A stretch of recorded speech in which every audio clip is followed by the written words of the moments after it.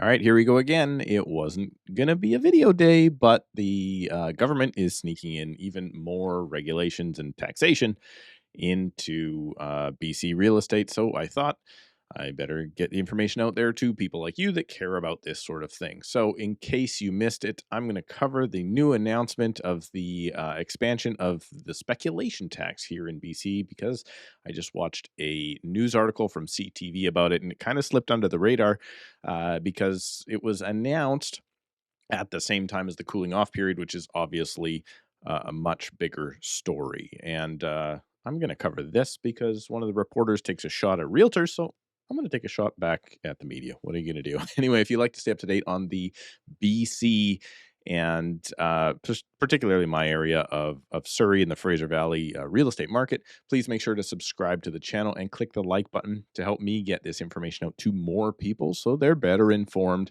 about the market. And again, it's a bit of a rant one. You can tell I wasn't going to shoot a video today because I brought my glasses instead of my contact lenses. So let's pop into my desktop and play this, and I'm going to let them explain it to you and then give my commentary. Good evening. Thanks for joining us. The provincial government calls this tax a success story, and so is making more people pay it. It is the speculation tax on homes that are empty, and now it's going to apply to more homeowners.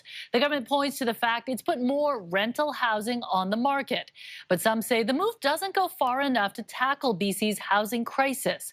CTV's Penny Daflos has our top story. Unoccupied condos and empty Westside homes helped spur a provincial tax on speculators and empty homes in 2019. But now that tax is heading to more communities, including Ladysmith. Population 8,900. It is a tough place to get into. Even here, prices have skyrocketed, becoming increasingly unaffordable. That's kind of drifted over from the mainland. It has worked to free up housing. Government analysis concludes Wait, this has worked. I would love to know what the measure is to find out if speculation tax has worked to free up housing. I think something better that the government could do is remove. Now, I don't think this is better for the homeowner. Better for the market is remove Strata's ability to maybe stop rentals because currently in BC, Strata properties built before a certain year can restrict rentals. So if you really wanted to open things up, that's an easy way around the speculation tax for anybody that's interested in trying to get around it.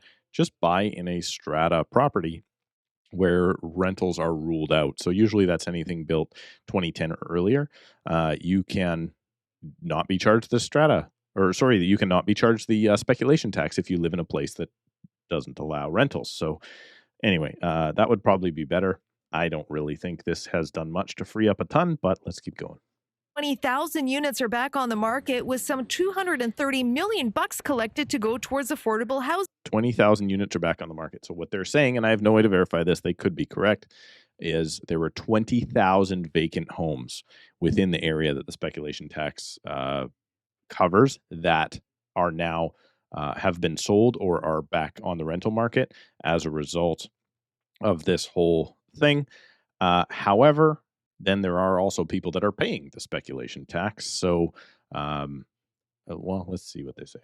Housing, but it's still only in certain municipalities. We can't kind of cordon off parts of the province and say, oh, well, we're not going to make that a priority for housing. Every part of this province has a housing crisis. Every part of this province has an employment crisis. Most of BC's biggest cities were already included, but this is the interesting part. So they're going to talk about what's included, now what's been added, and then what is still exempt. This is going to be interesting. Province is expanding the tax to 6 more.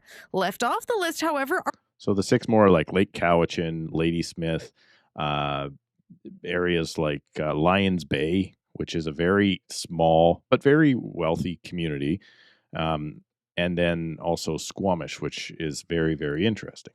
Our popular vacation and resort community.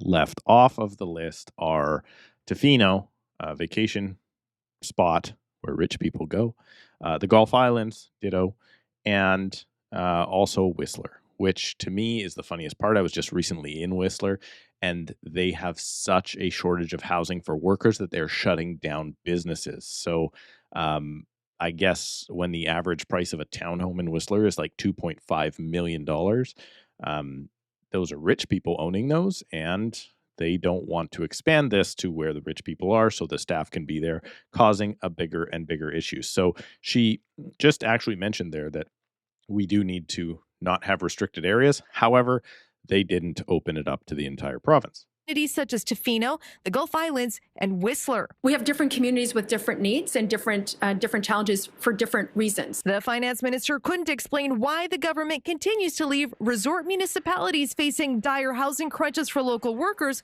open for speculation or vacation prime. Couldn't explain it. Oh, I can't. I don't know why. We didn't think of that maybe. It's money, right? It's money. The richest people are going to continue to have their vacation properties, and, well, it doesn't appear like they really want this, because if this was such a success, they would actually apply it everywhere, but it's not. So even the NDP, who is supposed to be the People's Party, the worker of the Labour Party, at this point, not doing what it takes in order to make housing more affordable. Use. Resort communities have a slightly different challenge and a different role to play in our province. We're monitoring this very closely. Surveys confirm the majority. We're monitoring this very closely, meaning, yeah, we probably should do that, but we know we can't. British Columbians are in favor of taxing those who leave properties empty during a housing crisis, but we still have a sizable supply issue in terms of the provision of adequate and affordable housing. While the province is... Now, I'm going to comment on that. I actually was under the impression before that if you just increase interest rates, you don't actually have a supply issue. And that is true. It's proving to be true in the buying and selling side of the market. However, as soon as we crushed now, which we're doing, we're actively crushing with interest rates, the demand for housing as far as purchasing and selling. At this point, rentals are going through the roof, up more than 20% year over year. So we do have a housing shortage. It's just shifting right now from being on the purchasing side, because purchasing has got too expensive, to the rental side. Vague about next steps. Experts are urging them to try different approaches and just get going. It's going to require different types of policies, but certainly one policy area that I think really needs to occur is short-term rental, aka Airbnb. I do agree with this. Okay, so Airbnb is a legitimate issue. Short-term rentals are now, I think, a legitimate issue where people are looking to those for investment and small business, as opposed to actual housing. So I am of the mindset, personally, I think Airbnb, don't shoot me if you're on either side of this, I think Airbnb should be illegal anywhere in the province, unless maybe you own a detached home that has a secondary property that maybe you rent out short term. But as far as condos go, or townhouses, or whatever, I'm not a fan of having a ton of condos go to Airbnb. I don't think it creates a nice place to live, and we shouldn't be trying to be mini hotels as citizens. I just don't think it is. Like, free market, I guess, but I don't know. That's my thoughts. And Penny Daflos joins us. So Penny is... Oh, my face is right over her face. This is the lady that I don't like so much, but maybe it's best that we don't see her face. Anyone opposed to the expansion of the speculation tax? You mean aside from realtors, right? But good joke. You mean aside from the media not reporting on things, right? Now, I don't think realtors are necessarily against the speculation tax. I don't think we are. In the respect of, is it bringing affordable housing? No, it's not. So not doing its job. Is it bringing taxation money? Yes. A little bit of taxation money is coming in. I think what the realtors, or I'm going to speak for myself, not anybody else, the big opposition we have, or that I have towards taxation, is it's not actually helping anything. So I believe they say in this report, and maybe it's coming up, that there's $230 million brought into the province as a result of this taxation. I'm interested to find out, what does it cost the government, and the headache for every single homeowner like myself on two different properties, an investment rental and my current residence, that have to fill this stupid form out. All of the let's break it down. What does it cost for the labor to maintain this system? The software to maintain it, the printing, the filling out, the time and labor of every single citizen that has to fill out one of these things. That is why I'm against the speculation tax and not the other way around. But anyway, let's keep going. I'm sure there are, but they are literally the 1%. There she More is. than 99% of British Columbians have not paid this tax, and they won't because it does not. That is the easy way to say it. Well, don't worry, 99% of you won't play. Well, okay, first of all, yeah, a third of British Columbians don't own property, so there's that. But it's easy to say, oh, only the rich people will pay it or only these people, so don't worry about it. We'll just tax the problem people. And by the way, the problem people aren't you, right? Kind of stupid. Not apply on primary residence. We may hear more opposition if more. That's actually not true. That is not true. In every case, that is not true. There was a fella in the paper a while back. In the paper, I'm so old.